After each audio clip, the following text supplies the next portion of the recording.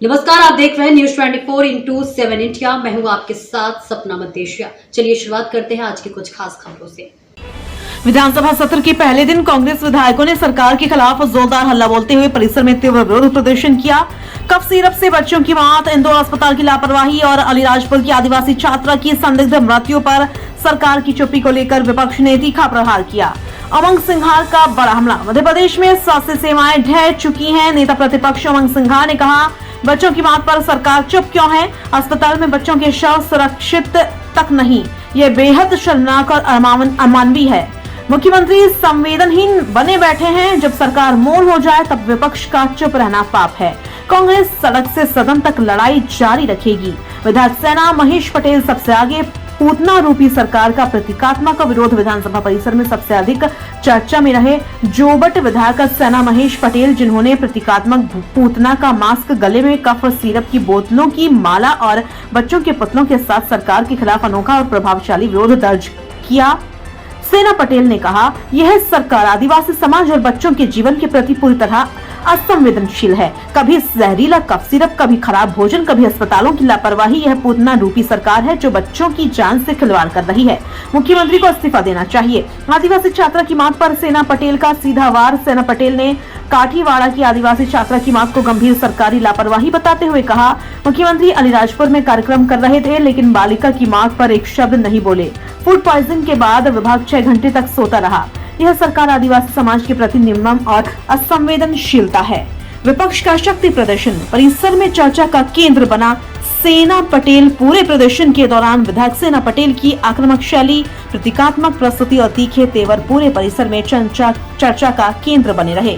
कांग्रेस विधायकों का यह संयुक्त प्रदर्शन कांग्रेस सरकार की विफलताओं को खुलकर उजागर करने वाला रहा। आज का विरोध कांग्रेस की एकजुटता और जनता के मुद्दे पर लड़ाई का संदेश। अंकित सोनग्रा की रिपोर्ट। देखिए मध्य प्रदेश में भाजपा की जो सरकार है पूरी तरह से राक्षस और पुतना बन गई है। वो आज तक किसी की सुनी नहीं है। चाहे छिंदवाड़ा कांड में 25 बच्चों की हत्या वाला बात हो, उन्होंने सीरम कप के माध्यम से जहर दिया गया है और जो जिम्मेदार व्यक्ति है अधिकारी, उसके ऊपर कार्रवाई नहीं हुई।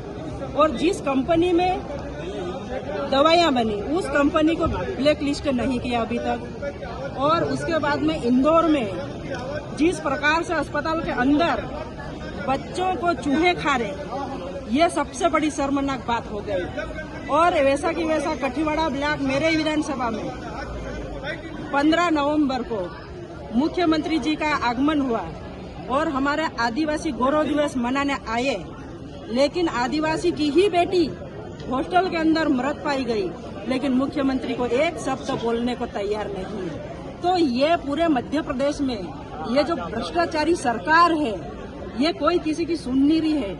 ना ये युवाओं की सुन रही, ना ये किसानों की सुन रही, ना ये महिलाओं की सुन रही और ना ही ये किसी की नहीं सुन रही। ऐसी भ्रष्ट सरकार को जितना जल्दी हो सके हम हटाएंगे।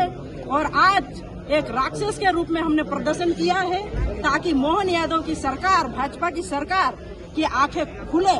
और जिस प्रकार से हमको 3 दिन का समय दिया सत्र चलाने के, इस सत्र में हमें कम से कम 10 दिन का समय चाहिए। हमारे ज्वलंत मध्य प्रदेश के मुद्दे हैं, उसको किसान संबंधित हो, युवा संबंधित हो, महिला संबंधित हो और विकास संबंधित हो, कोई भी हमें इस लोकतंत्र के मंदिर में हमें बात नहीं रखने दी जा रही है। इसलिए आज ये प्रदर्शन किया जा रहा है। ये मध्य प्रदेश की सरकार पूरी तरह से मौन हो गई है और एक पुतना की तरह काम कर रही है। और पुतना की तरह इसलिए काम कर रही है कि छिंदवाड़ा में 25 बच्चे मरे, कप सीरम के माध्यम से जहर दिया गया है, लेकिन जो जिम्मेदार है उसको अभी तक कोई कार्रवाई नहीं हुई। और जो जिस कंपनी में दवाइयां बनी उस कंपनी को अभी तक ब्लैक लिस्ट नहीं किया गया है।